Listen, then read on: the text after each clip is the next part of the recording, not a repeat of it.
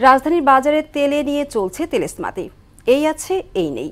বোতলজাত তেলের খোঁজে ক্রেতা ছুটছেন এক বাজার থেকে অন্য বাজারে, আর বোতলজাত তেল না থাকায় দাম বেড়ে গেছে খোলা তেলের।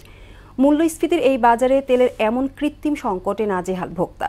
এমন পরিস্থিতির জন্য কর্পোরেট সিন্ডিকেটকেই দায়ী করছেন ব্যবসায়ীরা। আরও জানাচ্ছেন উষা ফেরদৌস। ৩ সপ্তাহ ধরেই ভোজ্য তেলের বাজারে চলছে কৃত্রিম সংকট। কোথাও পাওয়া যাচ্ছে তো কোথাও যাচ্ছে না। এক দোকান থেকে অন্য দোকান, এক বাজার থেকে অন্য বাজারে ঘুরছেন অসহায় ক্রেতারা। কোনো দোকানে জিজ্ঞেস করলে, সকালে জিজ্ঞেস করলে 1 লিটার আছে, বিকালে জিজ্ঞেস করলে 1/2 লিটার আছে, আবার রাত্রে জিজ্ঞেস করলে নাই তেল। 1/2 লিটার এগুলো কম পাওয়া যায়। তেলের দাম তো বেশি, 190 টাকা করে। আবার কোথাও কোথাও অতিরিক্ত দামে এই ভোজ্য তেল বিক্রির অভিযোগ আছে। সয়াবিন তেল না পেয়ে অনেক গ্রাহক কিনে নিচ্ছেন রাইস ব্র্যান কিংবা সরিষার তেল অথবা খোলা তেল। 180 টাকা কেজি এখন, কালকে থেকে আজকে বেড়ে গেছে, 5 টাকা বেড়ে গেছে। আবার কি হয় আল্লাহ পাক জানে। তেল তো পাওয়া যায় না, 5 লিটার 45 সয়াবিন অয়েল তো পাওয়া যাচ্ছে না। 2 বছর পরে আবার এই সময় আবার এই যে তেলের দামটা বেড়লো। পরিস্থিতি নিয়ন্ত্রণে গত 9 ডিসেম্বর প্রতি লিটার 8 টাকা দাম বাড়ায় সরকার। তারপরও স্বাভাবিক হয়নি সরবরাহ।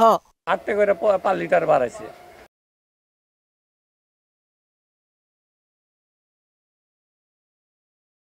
এরপর তো আমাদের মাল স্বাভাবিক হইতেছে না। তেল তো লাগে সবার, তেল তো খাইতে হইব।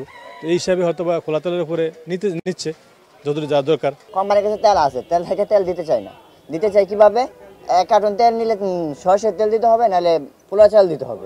সয়াবিন তেলের বিকল্প বাজার সৃষ্টি করতে না পারলে ভোজ্য তেলের বাজার স্বাভাবিক হবে না বলে জানান এই কৃষিবিদ।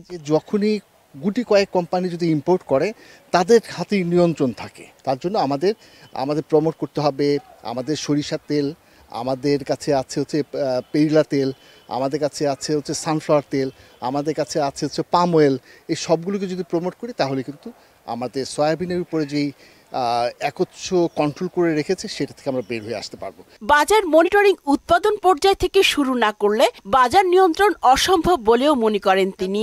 বাজার নিয়ন্ত্রণ করতে হলে আমাদের খেয়াল করতে হবে যে কোথায় উৎপাদন হচ্ছে, ট্রান্সপোর্টেশন কিভাবে হচ্ছে, আমরা এটা স্টোরেজ করতে পারছি কিনা, অথবা ভ্যালু এডিশন করতে পারছি কিনা। সব কিছু মিলিয়ে যদি চিন্তা করি তাহলে কিন্তু বাজার কন্ট্রোল হবে। শুধুমাত্র এখানে রিটেলার দোকানে গিয়ে দাম কমানোর জন্য যদি চেষ্টা করে তাহলে কোনোভাবে সম্ভব হবে না। উষা ফেরদৌস, মোহনা সংবাদ, ঢাকা।